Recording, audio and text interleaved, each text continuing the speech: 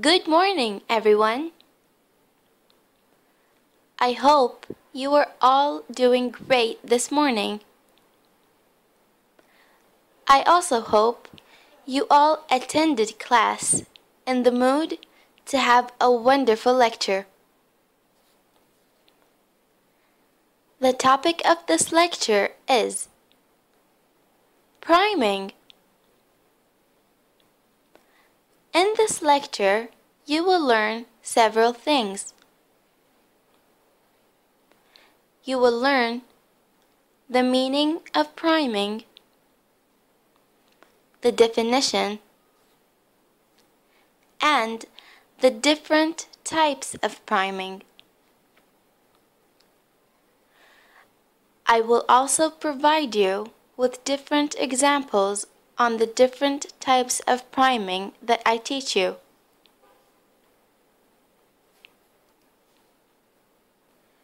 During this lecture, I will ask you several questions, and I expect to have your answers and your feedback on the different questions that I ask you. For this lecture, I need your eyes, your ears, and your minds focused with me. Priming is not hard to learn. It just needs you to pay attention and focus with me. I hope you enjoy priming. Thank you.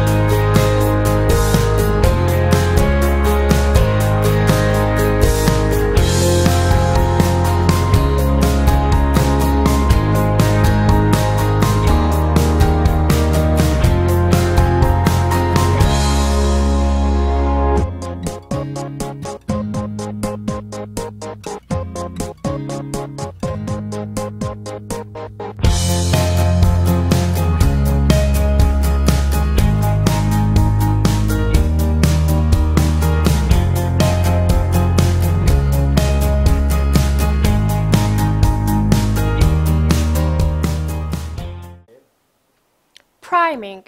What do you think priming means? When I say priming, what is the first idea that pops to your head? I am waiting for answers. Okay, priming is the process by which a given stimulus activates mental pathways and influences a response to a later stimulus. It can occur in perceptual, conceptual, or semantic stimulus repetition. Example: if a person reads a list of words including the word table, and later is asked to complete a word starting with tab, the probability to answer table is greater if he is primed than if he wasn't primed. Priming works best when the two stimuli are of the same modality. Example: visual priming is best with visual cues.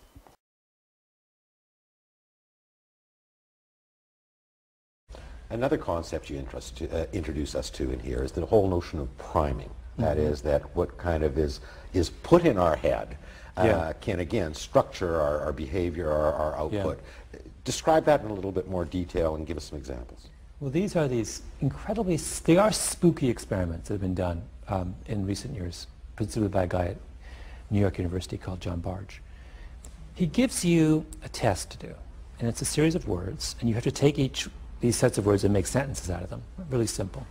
What you don't realize, unless you're really, really, really smart, is that all these lists of words are on a similar theme. So suppose the theme of all these sentences is old age. So those words like Florida, shuffleboard, arthritis, Then he measures how quickly you walk into the room when you come in to take the test, and he measures how quickly you walk out when you finish the test.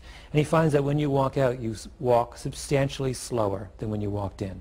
Because you've been thinking about arthritis and old age. Yes, I have made your unconscious become obsessed with the subject of old age, and as a result, your unconscious has made you act old.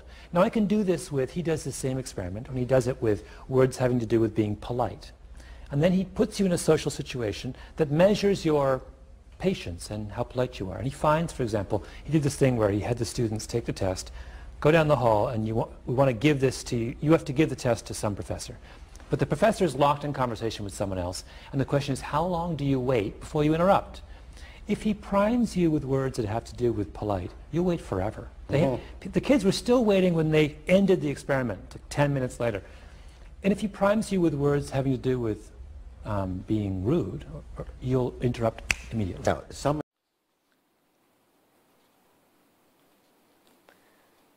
Okay, class.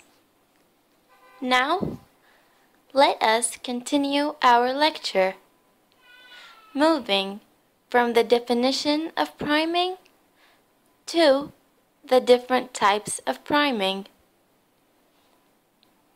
Class, does anyone have an idea how many types of priming there are, and what are they?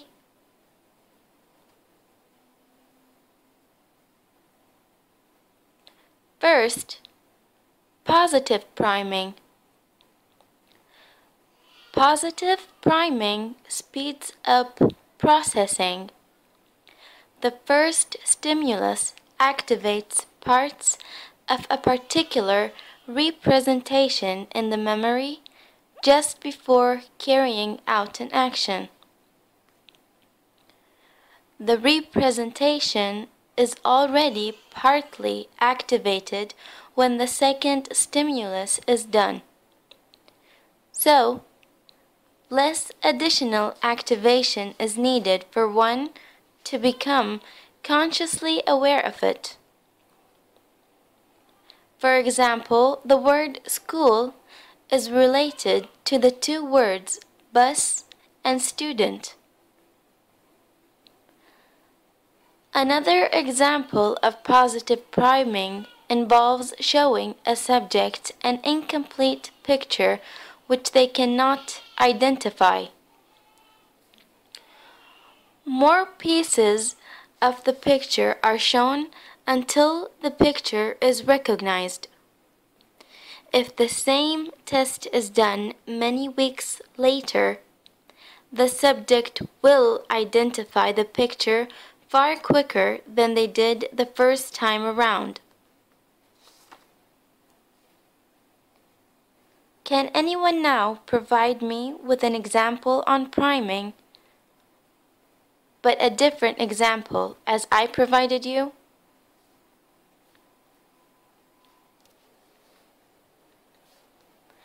The second type of priming is negative priming. From its name, it's the opposite from the first priming, which was positive priming. Negative priming lowers the speed to slower than unprimed levels. Negative priming has two models. So, what are they? The first model is distractor inhibition. The second is the episodic retrieval model. The distractor inhibition model is the activation of ignored stimuli is inhibited by the brain. The episodic retrieval model, ignored items are flagged by the brain. The time taken by the brain to resolve the conflict causes negative priming. Moving on to the third type of priming, which is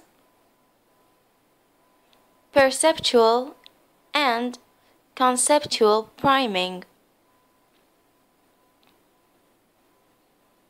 What does perceptual priming rely on?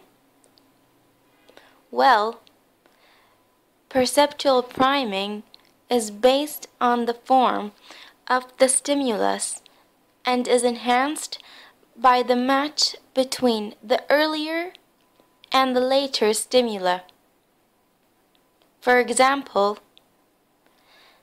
identification of an incomplete word in a word STEAM completion test.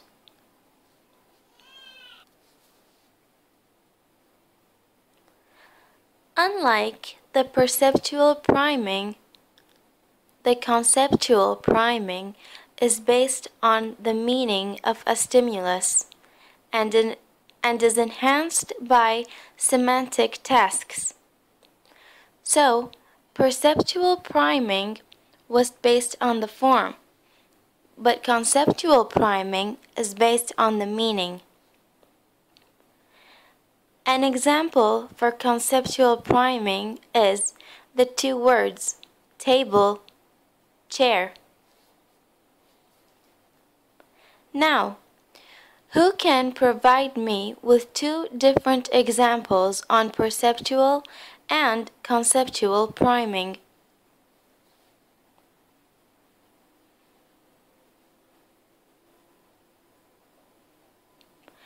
I think now we're at number 4.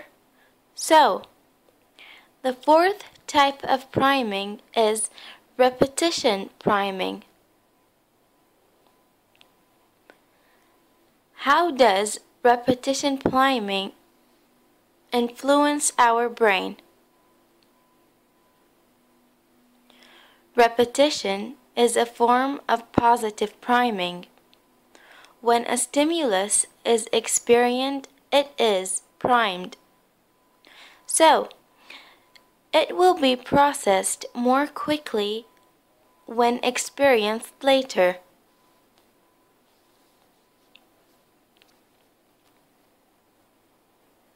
Another type of priming is semantic priming.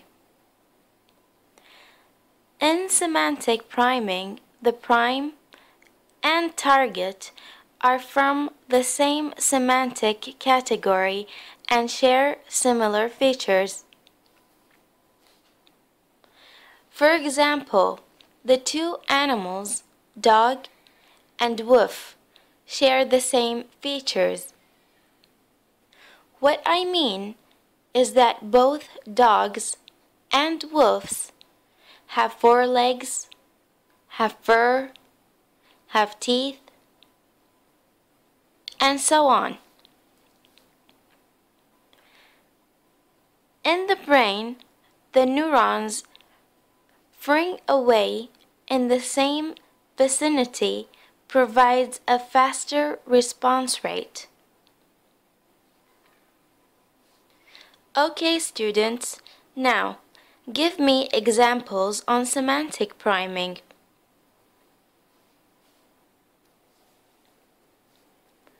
The sixth type of priming is associative priming. What is associative priming? What does it mean? The target is a word that has a high probability of appearing with the prime is associated. For example, when we say the word dog, we say the word cat too. So the two words, dogs and cats, may come together and may be associated with each other.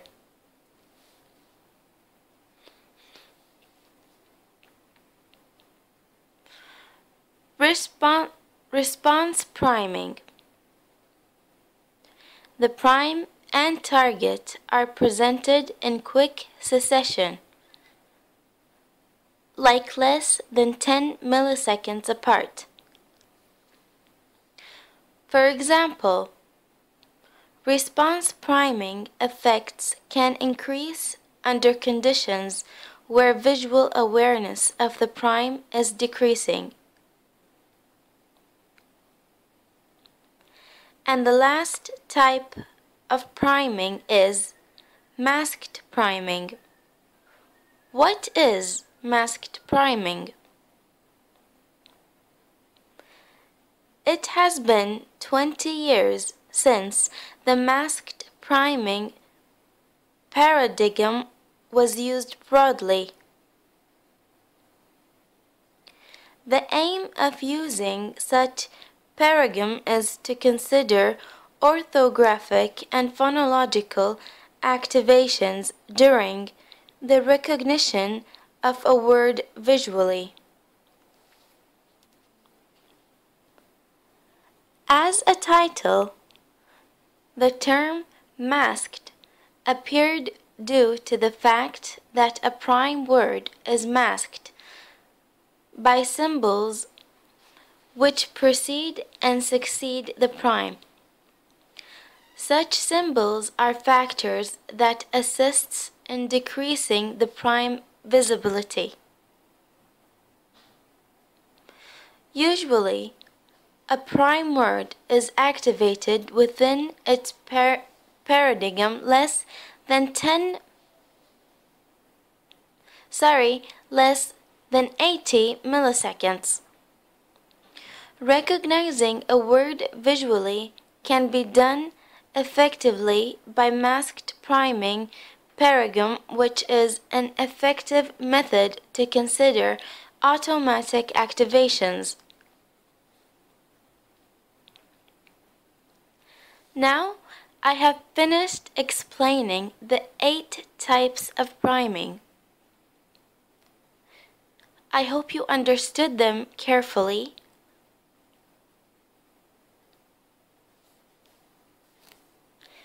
If anyone has a question, feel free to ask me anything about the 8 types of priming. You will need to revise these types as you will have a quiz on these types of priming.